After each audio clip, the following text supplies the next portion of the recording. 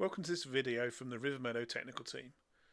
In this video we'll be looking at how we migrate SQL Server into the cloud and some of the issues around that.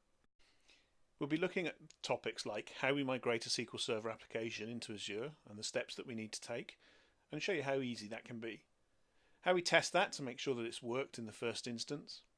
How then we perform a Delta migration for cutover and to make sure that everything is up to date, and then how we test that Delta migration has been performed successfully. Let's start on the Rivermeadow SaaS platform, and we're going to add a source. This is the source that we're going to migrate, so this is the SQL Server. We need an IP address, so we'll put that in first. So I'll just paste that in, and we'll need a username and password. We're going to use administrator in this case.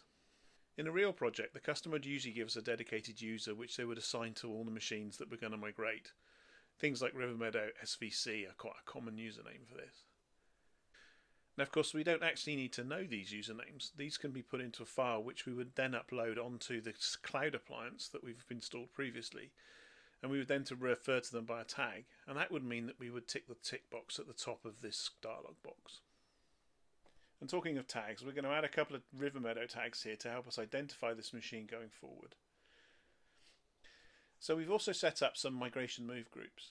These enable us to group machines either by type or by application. Now in this case it's by type, and we're going to put it into the migration database cluster. We're going to move it to Azure, and we can therefore set up a B2MS type for it ahead of time. Now we can click on Add Source, the machine will get added to inventory, and we can then start the migration process for real. Of course, we could have added multiple machines using our bulk upload facility, but we don't need to do that here. We're just migrating one machine for the sake of this demo. So let's get this migration started. So the first thing we need to do is to go to Manage and Source Inventory. From there we can find the machine that we added earlier, and we can start the migration by clicking on the cloud icon. So let's do that without further ado. That'll kick us into the migration wizard. We're going to migrate it to Azure, so we select the Azure CA. We're going to do a full migration. We can't tick any of the other boxes because this is the first time that we've done this migration. So we'll go off and start the pre-flight checks. Now this is going to go off and log into the machine and check there's nothing in the machine that's going to cause us a problem and nothing that will stop us migrating successfully. And so we'll do that. The first thing it does is actually check the CA is in place and is up and running, and then it starts doing those checks. So we'll just expand those checks to see what's going on. We can see it's still trying to connect, so we'll watch that happen. It won't take long before we get the checks back, and there we are. We've got lots of green ticks, which is good news. So we can now create the migration profile. The migration profile determines how the machine is going to land in the target area. So first thing to do is to change its name, and we're just going to put an AZ in the front so that we can say that this is going to Azure. We're going to use a resource group that we've already created, so we'll select that. That's going to be PMRG demo. Now we need to check that we've got the availability set correctly and that the disks are set correctly and onto the right storage. We've got all the right volumes selected. We're going to do a block-based transfer in this case. We need to check the network is set up correctly. We are going to change the target network security group, so we're going to uncheck that box and put it onto the database one I created earlier. We don't want to do anything around licensing, and we certainly don't want to do a shutdown, and we're just checking that everything else is okay, but we can accept the defaults in this case. So we'll click on continue. What will happen now is it'll do a quick check just to make sure that nothing we've done here is going to affect the migration, because obviously we've changed some bits. We need to make sure none of those are going to interfere with our migration going forward. Once it's done that, which will be a very quick process, we'll be able to get on and actually start the migration. There we are, that's done, we're ready to go. Now we're going to go across automatically to the migration screen, and we'll see our migration at the very top there started.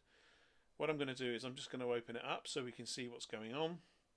And there's three steps that we're taking in this case for the migration. The instantiate target builds the first machine, and when that's complete we'll jump across to the full section and show you that it has actually worked. That did take a little while, so we sped that up quite a bit. So let's just log across to that machine and check that everything's okay. I've created an RDP link for it in my RDP client, so we'll log in with administrator and the password, which I'll paste in. And then we can go across and just check the application is running across on that new machine that we've created in Azure. Now, of course, this is just a demo, so we're just testing that the application is up and running. In reality, you might want to check all sorts of other things, and this is the advantage of Rivermeadow. You've got the ability to have a machine running here that's not impacting production, that is up and running, and we can check the application. So you can see that the application is in fact running. We're able to log in, we're able to check that the data is all there, and that we've got an application that, to all intents and purposes, is ready to go.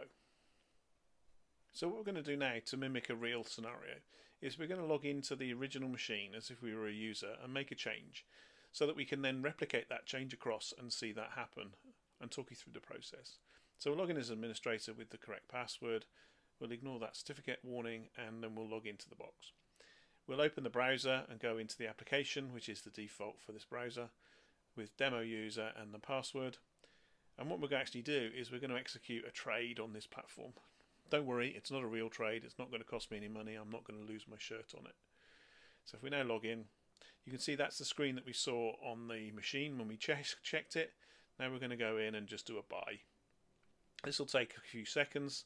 It's very simple. It's not actually doing anything, like I said. It's just making changes to our local database. And if we go in, we can now see that we've got some interesting red information on the home screen of this application. So now what we need to do is we need to sync across the changes that we've made into the target machine.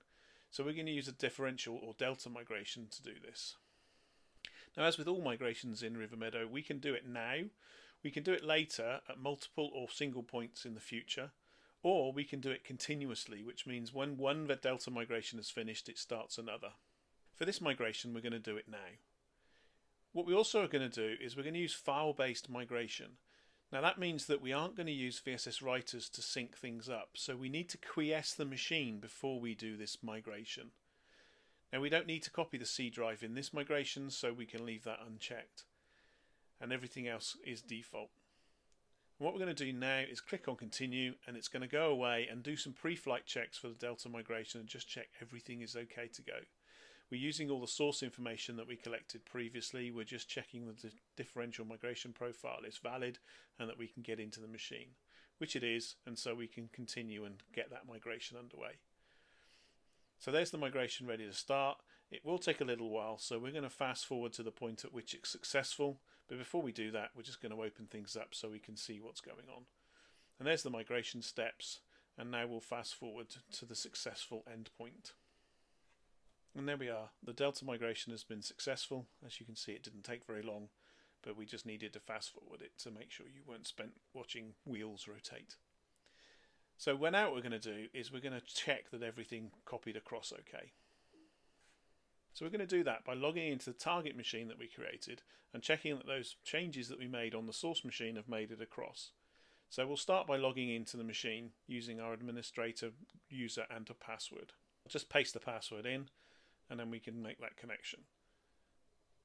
And now we're logging into that target machine to check what's going on. Now we'll have to open the browser, and we'll open the browser, which is Internet Explorer, and default home page is the application itself. We'll log in with the demo user and the password, which is a short one, and then we can check that everything is there. And as you can see, the information is there. There's that interesting red information, so the changes did get copied across. So we're done. So in this video, we talked about how we migrate a SQL Server application, how we test that the migration has worked and the process that involves, how we perform a delta migration in order to get the changes across once we're ready to cut over, and how we test that delta migration. Thank you for watching. I hope you've enjoyed this video. If you need any more information, please feel free to email us at sales@rivermeadow.com, and do come back again. There's lots of exciting stuff happening here at Rivermeadow.